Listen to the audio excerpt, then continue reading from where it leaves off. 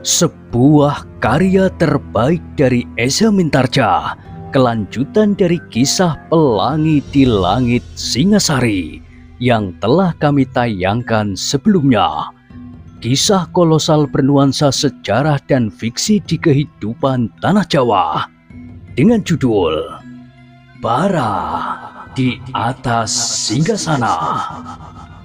Pada kesempatan yang sangat baik ini, kita masuk pada bagian yang pertama dengan episode Putra Mahkota. Sahabat Permata TV yang tercinta, saat ini kita sampai pada seri yang ke-51. Selamat menikmati.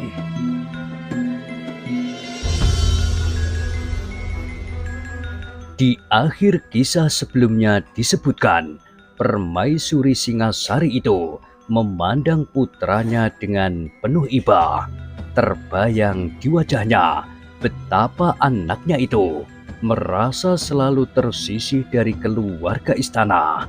Dan kini di arena disaksikan oleh banyak orang, ia dapat dikalahkan oleh adiknya yang lebih muda.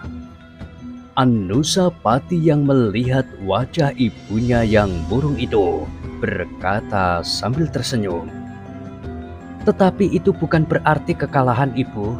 Lihat, hamba masih segar.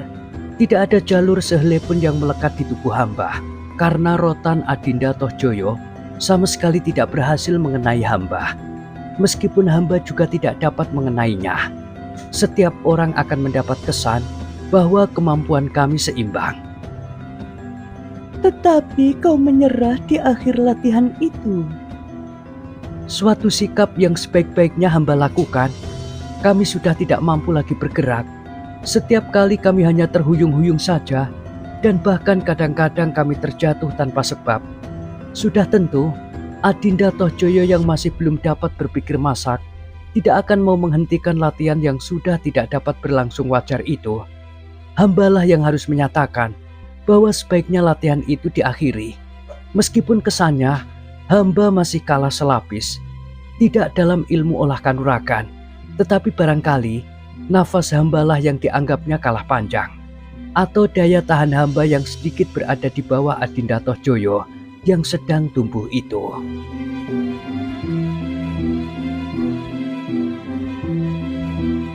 Anusapati berhenti sejenak. Tetapi itu tidak mengapa. Perbedaan itu tidak banyak artinya. Ken Dedes mengangguk-anggukkan kepalanya. Katanya, Kau adalah putra mahkota, Anusapati. Kau harus dapat menyesuaikan dirimu. hamba akan berusaha, Ibu. Sekarang beristirahatlah.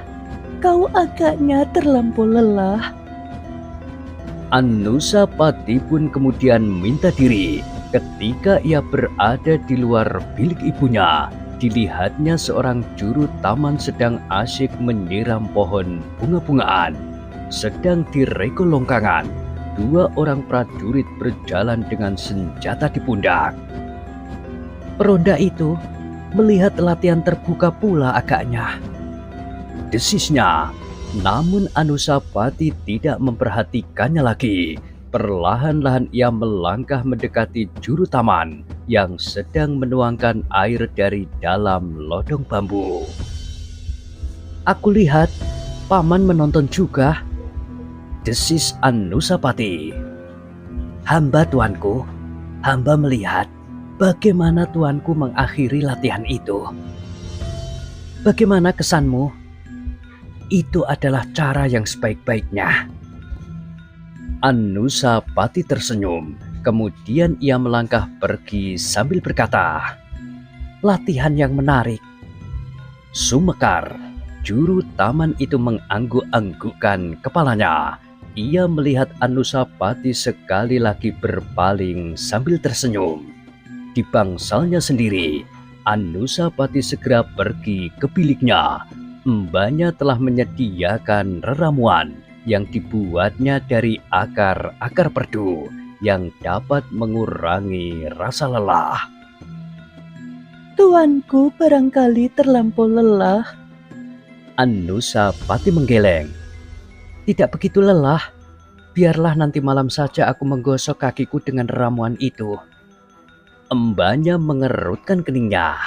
Katanya, Tetapi nanti malam sendi-sendi tuanku akan merasa sakit. aku hanya bermain-main sedikit. Emban itu mengangguk-anggukkan kepalanya. Ia memang melihat Anusapati masih saja segar, seolah-olah sama sekali tidak membekas pengerahan tenaga dan kekuatan di arena latihan terbuka itu. Karena itu, mbaknya tidak memaksanya.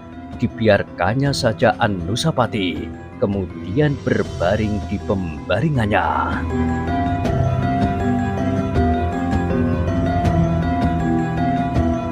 Namun dalam pada itu, Tohjoyo masih saja sibuk berpikir bagaimana pada saat yang lain ia dapat berbuat lebih baik dari latihan yang baru saja dilakukannya. Aku harus dapat menghancurkan namanya. Ia menggumam. Di hari berikutnya, Tohjoyo langsung menegur prajurit yang melatihnya bersama dengan Anusapati. Ia tidak puas dengan latihan terbuka yang sudah berlangsung. Hamba memang tidak mengira tuanku, jawab pelatih itu. Kau mengelabui aku, atau kau memang sebangsa ular berkepala dua? Ampun tuanku, sama sekali bukan. Yang terjadi itu adalah di luar dugaan hamba. Aku akan melihat perkembangan selanjutnya.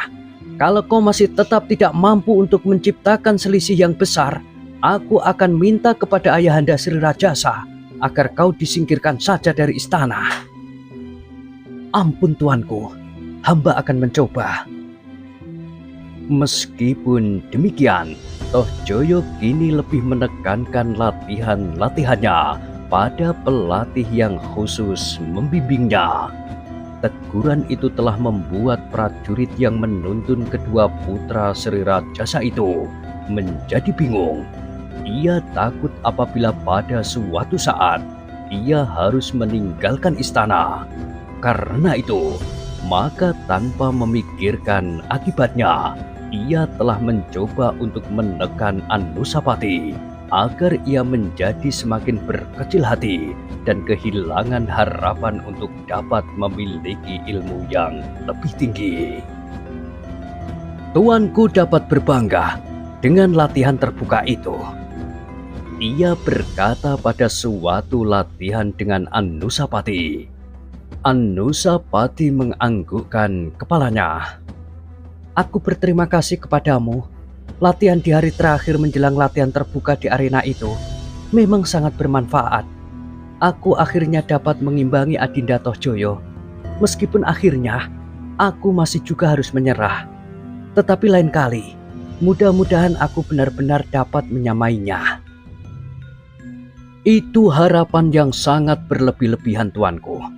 Tuanku harus menyadari keadaan tuanku. Tuanku harus berterima kasih karena Adinda tuanku Tohjoyo menaruh belas kasihan kepada tuanku di arena. Kalau tidak, maka tuanku pasti akan segera tercemar karena tuanku sama sekali tidak mampu berbuat apapun. Terasa dada Anusapati berguncang.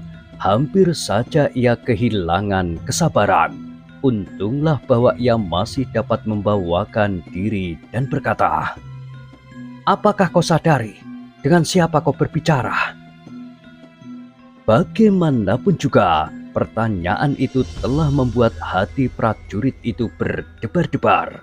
Ternyata bahwa wibawa putra mahkota itu masih juga terasa. Sejenak ia termangu-mangu dan bahkan berdebar-debar.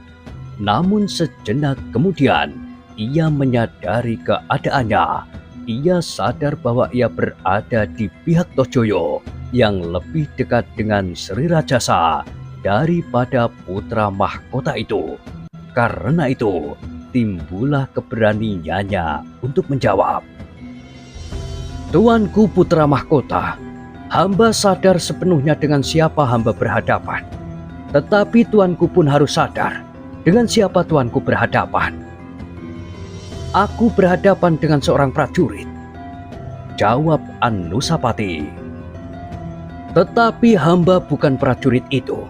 Hamba berdiri di sini tidak sekedar sebagai seorang prajurit. Hamba berdiri di sini sekarang sebagai seorang guru. Dan tuanku seharusnya menyadari bagaimana tuanku berhadapan dengan seorang guru. Siapapun tuanku dan siapapun hamba di luar hubungan ini sama sekali tidak berarti. Yang ada sekarang adalah guru dan murid. Seorang murid harus tunduk sedalam-dalamnya kepada seorang guru.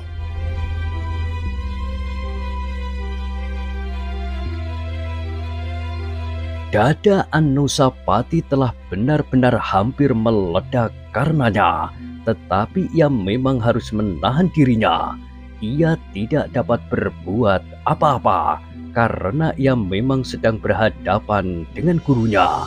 Apalagi sejenak kemudian dilihatnya Tohjoyo bersama 2 orang pengawalnya telah datang pula ke latihan itu. Nah, lihat, berkata prajurit itu. Yang datang itu pun murid hamba. Tuanku Tohjoyo pun pasti akan tunduk sebagai seorang murid kepada gurunya, meskipun ia jauh lebih dekat dengan Sri Rajasa daripada tuanku putra mahkota. Ia berhenti sejenak, lalu sambil berpaling ia bertanya kepada Tohjoyo. Bukankah begitu tuanku Tohjoyo? Iya, kau adalah guruku dan guru Kakanda Anusapati. Nah, tuanku dengar, bertanya prajurit itu kepada Anusapati. Dada Anusapati serasa hampir pecah menahan diri, tetapi ia menganggukkan kepalanya sambil menjawab, "Iya, aku dengar." Baik, sekarang marilah kita mulai. Kita akan mengadakan latihan bersama-sama. Anusapati tidak menyaut lagi. Ia hanya sekedar menurut saja perintah gurunya. Hari itu mereka akan mengadakan latihan bersama-sama. Kedua putra Sri Rajasa itu harus menirukan unsur-unsur gerak yang baru yang harus mereka pelajari untuk melengkapi tata gerak yang sudah mereka kuasai. Cara untuk mengelak dan sekaligus menyerang dalam keadaan yang sulit, menjatuhkan diri sebagai suatu cara untuk menghindari serangan lawan, sekaligus melontarkan lawan ke udara, dan sebuah loncatan yang sulit untuk melepaskan diri dari serangan yang datang dari beberapa pihak. Nah, kalian sudah meningkat dewasa. Hamba akan menunjukkan kepada tuanku berdua bahwa bahaya di dalam tata perkelahian itu datang setiap saat dan dari manapun juga. Apalagi apabila lawan yang kita hadapi adalah seseorang yang memiliki ilmu yang tinggi dan gerak yang sangat cepat. Kadang-kadang seorang lawan terasa seolah-olah memiliki puluhan pasang tangan yang mematuk dari segala jurusan.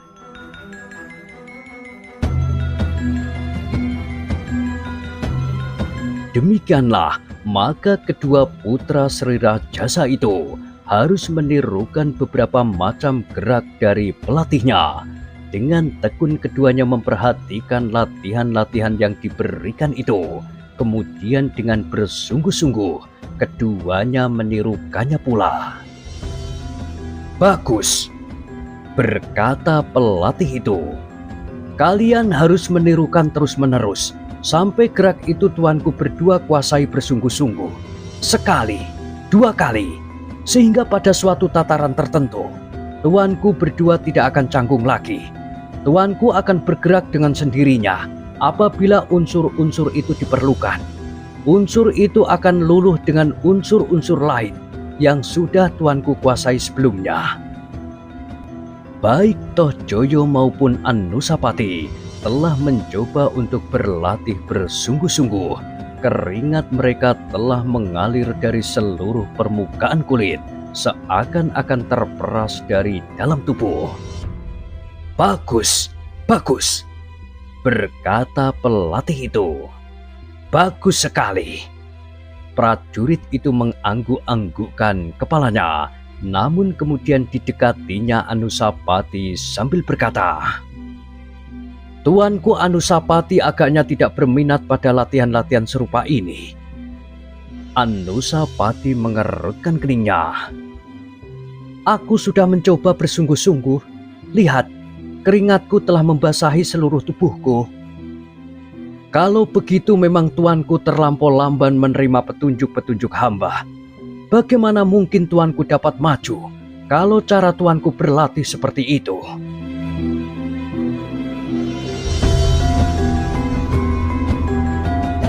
"Bagaimana yang harus aku lakukan?"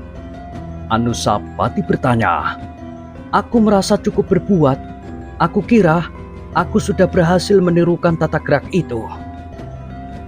"Hei!" Pelatihnya membelalakkan matanya. "Jangan terlampau sombong. Tuanku tidak mampu menilai tata gerak ini. Ternyata tuanku merasa bahwa dengan demikian tuanku sudah berhasil." Ia berhenti sejenak, lalu katanya, "Baiklah, sekarang kita akan melihat terap-terapan dari tata gerak ini. Silahkanlah tuanku berdua mempergunakannya dalam suatu latihan pertarungan. Tetapi hati-hati dan ingat bahwa tuanku berdua hanya sekedar latihan." Tohjoyo memandang pelatihnya sejenak, lalu sambil tertawa ia mengangguk-anggukkan kepalanya. "Baiklah, suatu ketika kita akan mengulangi latihan di arena terbuka itu, Kakanda Anusapati." Anusapati tidak menyahut. Sejenak dilihatnya kedua pengawal Tohjoyo maju sambil tersenyum-senyum. Sedang Anusapati sendiri tidak pernah memerlukan satu atau dua orang pengawal. Ia memang tidak mengajukan permintaan itu kepada Ayahanda Sri Rajasa, karena baginya pengawal hanya akan menyulitkan usahanya untuk keluar dari istana. Atas perintah gurunya, maka mereka berdua pun kemudian mengadakan latihan perkelahian. Tohjoyo yang tidak puas dengan kemenangannya yang kecil di arena itu berusaha untuk melepaskan ketidakpuasannya itu. Dengan segenap kemampuannya, ia mulai menekan Anusapati, seolah-olah ia mendapat kesempatan dari gurunya untuk berbuat sewenang-wenang terhadap Anusapati. Anusapati yang mengerti akan hal itu tidak banyak mencoba melawan dan mencegah maksud adiknya, asal tidak terlampau menyakitinya. Karena itu, maka setiap kali serangan Tohjoyo itu seolah-olah berhasil mengenai sasarannya, sehingga Anusapati terhuyung-huyung surut. Belum lagi Anusapati tegak kembali dan memperoleh keseimbangannya, maka Tohjoyo sudah menyerangnya pula beruntun. Namun sebenarnya Anusapati yang sudah melatih dirinya dengan cara yang jauh lebih berat dari serangan-serangan Tohjoyo itu memiliki daya tahan yang jauh melampaui dari yang diperlukannya untuk menahan serangan-serangan adiknya. Sehingga sebenarnya bagi Anusapati, serangan-serangan itu tidak membahayakannya sama sekali.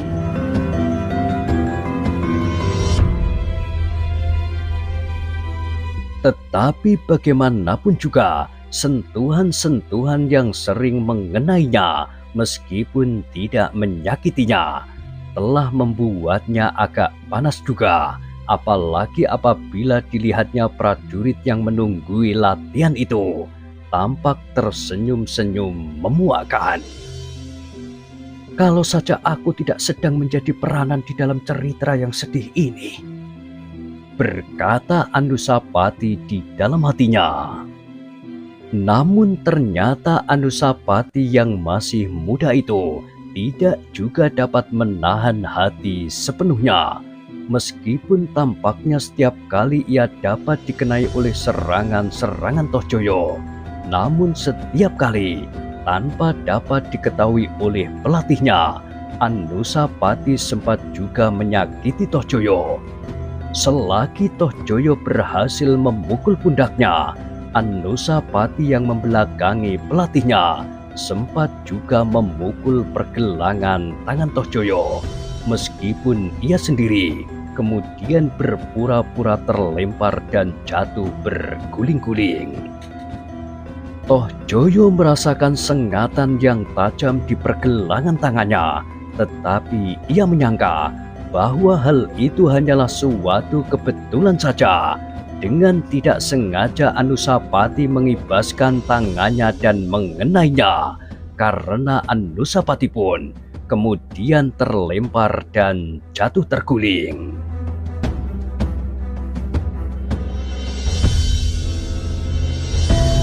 Tohjoyo ternyata tidak mau melepaskan lawannya. Dengan sigapnya ia meloncat dan menyerang dengan kakinya. Sekali lagi ia berhasil mengenai lambung Anusapati. Selagi Anusapati masih belum sempat bangun, dalam kesulitan Anusapati hanya sempat menahan kaki itu dengan tangannya. Tetapi putra mahkota itu harus menyeringai sambil berguling-guling menjauh. Kali ini Tohjoyo tidak mengejarnya, sehingga pelatihnya menjadi heran. Sebenarnya lah kesempatan terbuka baginya untuk sekali lagi menyerangnya, sampai pada suatu saat Anusapati menyatakan kekalahan. Tetapi Tohjoyo tidak melakukannya. Ia menunggu Anusapati tertatih-tatih berdiri untuk mempersiapkan dirinya. Namun dalam pada itu, Tohjoyo telah menahan sakit di pergelangan kakinya. Ketika Anusapati mencoba menahan serangannya, ia merasa seolah-olah kakinya telah terkilir. Sakit dan panas serasa membakar mata kakinya. Meskipun demikian, Tohjoyo merasa malu untuk mengungkapkannya. Ditahannya perasaan sakit itu. Namun dengan demikian, ia tidak dapat menyerang Anusapati selagi Anusapati masih belum berhasil bangkit. Ketika ia melihat wajah pelatihnya yang kecewa, maka dipaksakannya bibirnya untuk tertawa sambil bertanya, "Apakah kita masih akan melanjutkan latihan ini?"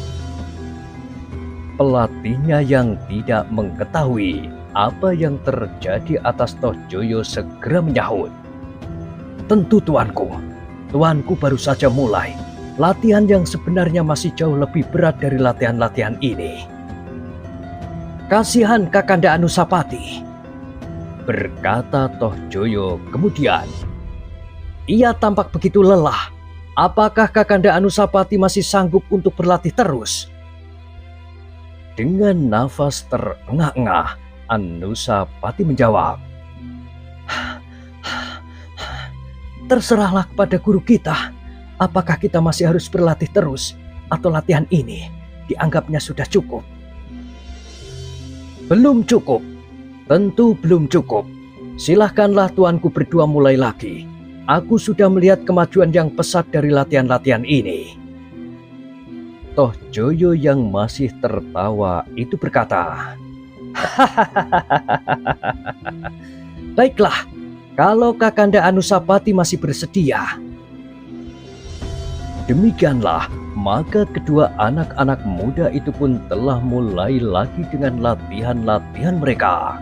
Seperti semula, maka Tohjoyo tampaknya selalu berhasil menguasai Anusapati.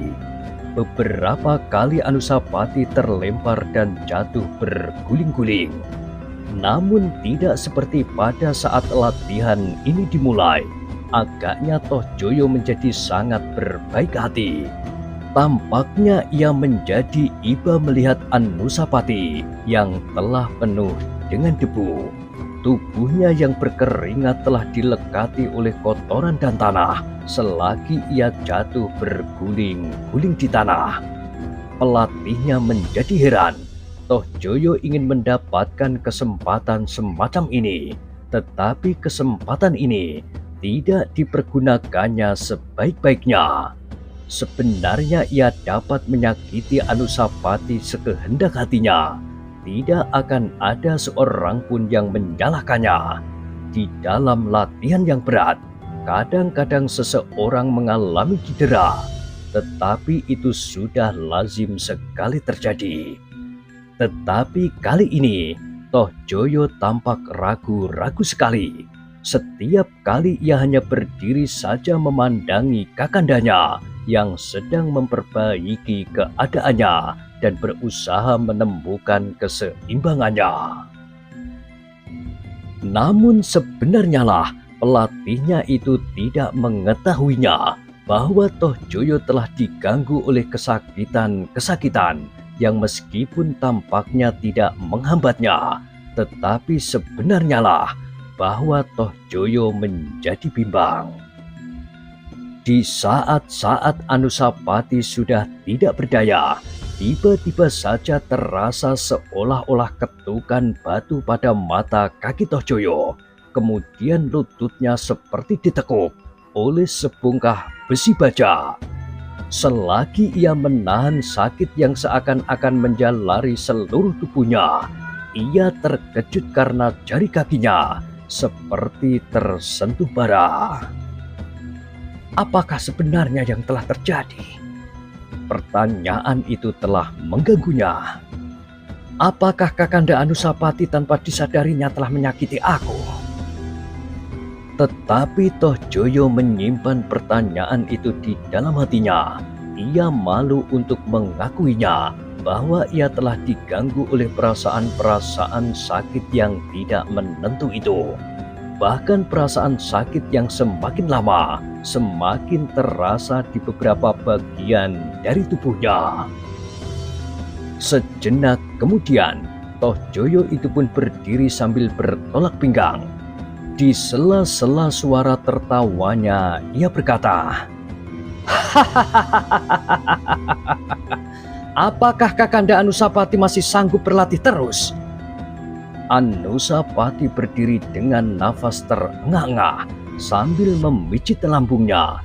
Ia memandangi pelatihnya. Keringatnya telah memenuhi seluruh tubuhnya, dilekati pula oleh debu yang kotor itu. "Bagaimana Kakanda Anusapati?" Toh Joyo mengulangi pertanyaannya. Nafas Anusapati seakan-akan hampir terputus di hidungnya. Sambil mengusap keringat di kening, ia menjawab, "Aku sudah lelah sekali. Sebaiknya latihan ini dihentikan dahulu." "Tidak mungkin," sahut pelatihnya sambil melangkah maju. "Latihan ini baru saja mulai. Kaki-kaki tuanku berdua baru saja melangkah setapak. Marilah, latihan ini akan kita teruskan." Yang menjawab adalah Toh Joyo. "Lihatlah bagaimana keadaan Kakanda Anusapati. Kita harus berbelas kasihan sedikit. Aku mungkin masih sanggup untuk mengadakan latihan sehari penuh. Tetapi nafas Kakanda Anusapati sudah hampir terputus. Kalau terjadi sesuatu dengan Kakanda Anusapati, nanti kita pula yang dipersalahkan oleh Ayahanda Sri Rajasa."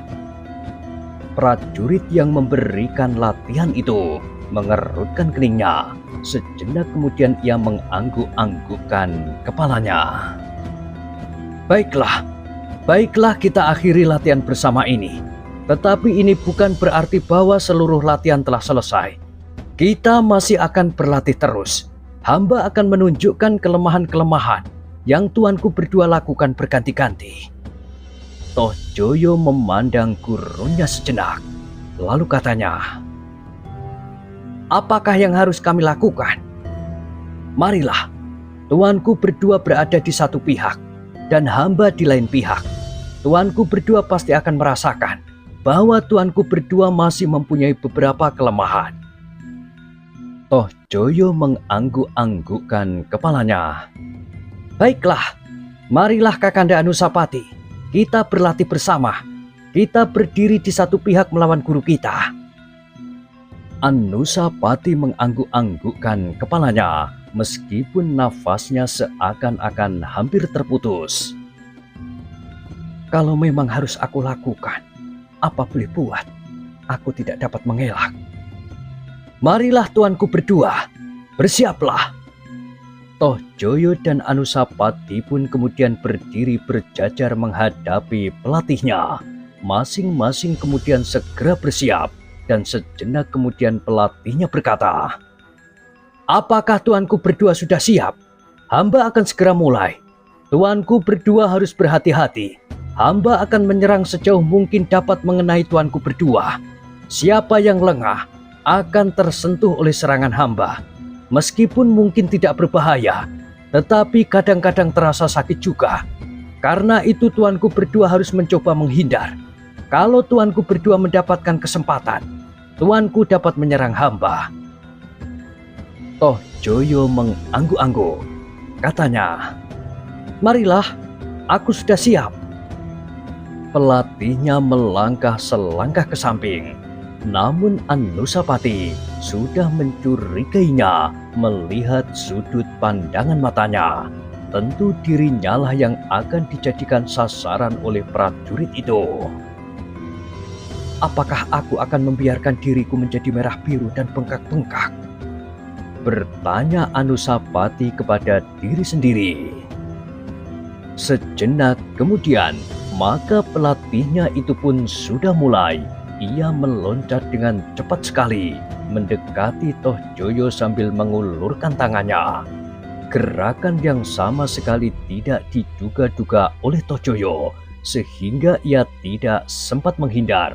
Meskipun ia berusaha memiringkan tubuhnya, namun lambungnya tersentuh juga oleh tangan prajurit itu. Tetapi sentuhan itu sama sekali tidak menyakitinya. Nah, tuanku kena. Tuanku kurang berhati-hati. Toh Joyo tidak menyahut, tetapi ia pun segera bersiap, dan bahkan dengan sigapnya pula, ia melingkar sambil memutar tangannya, menyerang leher pelatihnya. Tetapi dengan mudahnya pelatihnya itu merendahkan dirinya, bahkan sambil memiringkan tubuhnya ia mengangkat kakinya, dan tumitnya masuk di bawah ketiak Toh Joyo. Tetapi sentuhan tumit itu pun tidak menyakitinya sama sekali, meskipun ia terdorong sedikit ke samping. Anusapati sama sekali masih belum ikut di dalam latihan itu. Ia hanya bergeser saja setapak-setapak untuk menyesuaikan dirinya. Tetapi ia sadar bahwa pada suatu saat serangan-serangan itu akan beralih kepadanya, dan bukan sekedar sentuhan-sentuhan saja, tetapi pasti akan menyakitinya.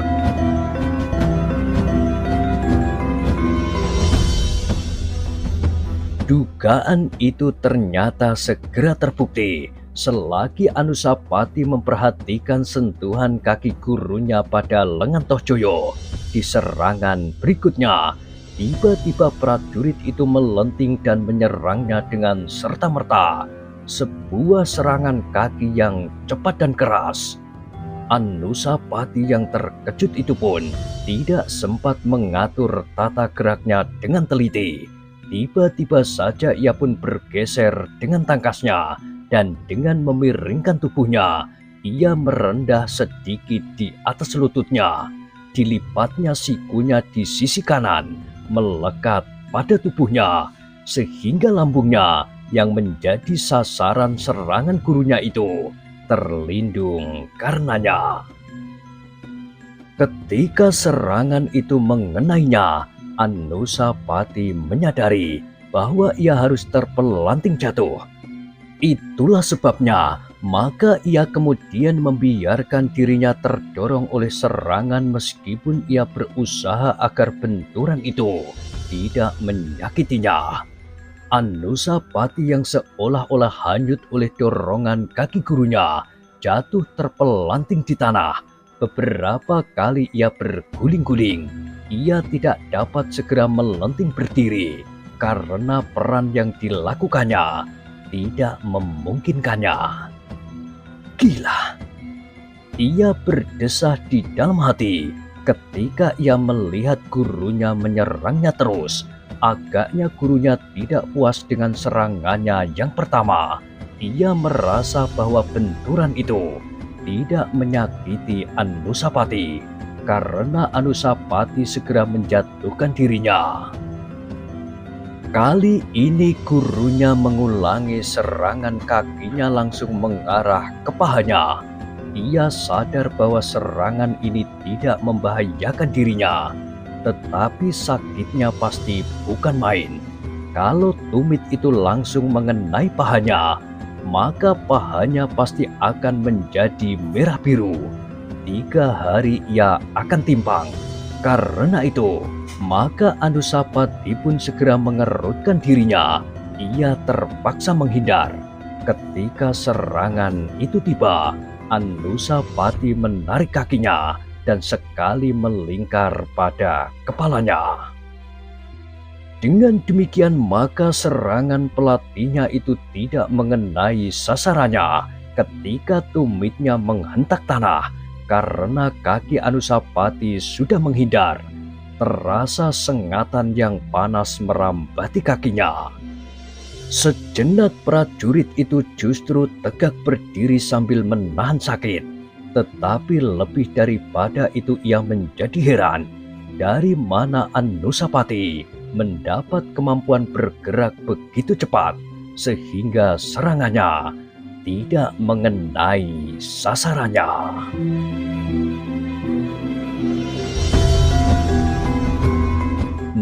Nah, bagaimanakah kisah selanjutnya? Silahkan ikuti terus kisah Bara di Atas Singgasana pada kesempatan berikutnya.